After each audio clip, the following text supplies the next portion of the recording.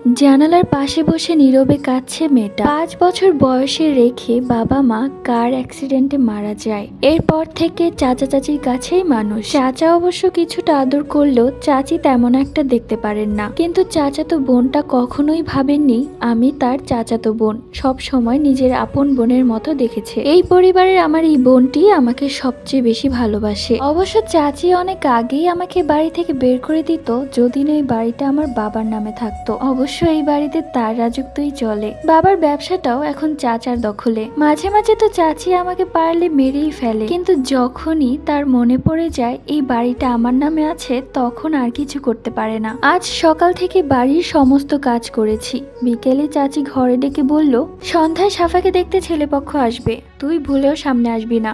এর আগেও আমার মেয়ে সাফাকে দেখতে এসে ছেলেপক্ষ তোকে পছন্দ করে গেছে।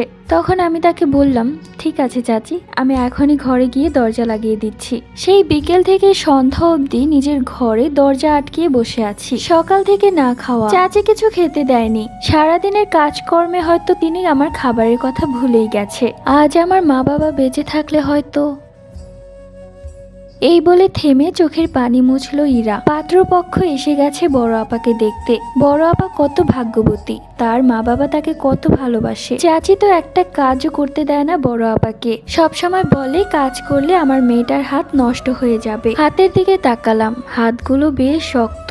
আজ আমার মা বাবা বেঁচে থাকলে হয়তো আমার হাতগুলো নরম তুলতুলে থাকতো। বড় আপার গায়ের রং কিছুটা ময়লা, তাই যত ছেলে এসেছে সবাই আপাকে দেখে চলে গিয়েছে, পছন্দ করেনি। এর আগের বার ছেলে পক্ষের সামনে শরবত নিয়ে গিয়েছিলাম আমি, তখন ছেলের মা বলেছিল এই মেয়েটাকে পছন্দ হয়েছে আমার ছেলের জন্য, এই মেয়েটাকে নিতে চাই আমার ছেলের বউ হিসেবে। তখন আমার চাচির মুখ কালো হয়ে যায় আর বলে আমি নাকি তাদের বাড়ির কাজের মেয়ে, তারপরেও তারা রাজি যে আমাকেই তারা বউ করে নিয়ে যাবে। তখন চাচি খুব রেগে যায় আর তাদের বলে বাড়ি থেকে বের হয়ে যেতে। সেই দিন চাচি আমাকে অনেক মারধর করে, 2 দিন খাবার খেতে দেয়নি। কিন্তু বড় আপা আমাকে লুকিয়ে খাবার খাইয়েছে। হঠাৎ দরজায় নক, আমি গিয়ে দরজা খুলে দেখি বড় আপা খাবারের থালা হাতে দাঁড়িয়ে আছেন।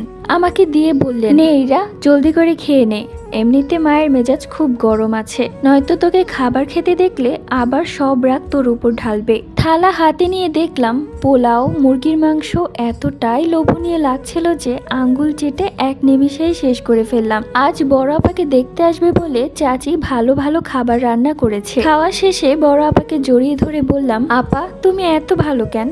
আপাকে জড়িয়ে ধরে কাঁদতে লাগলাম। আমাকে কাঁদতে দেখে আপা থামিয়ে দিয়ে বলল, জানিস আজকে কি হয়েছে? পরবর্তী গল্প।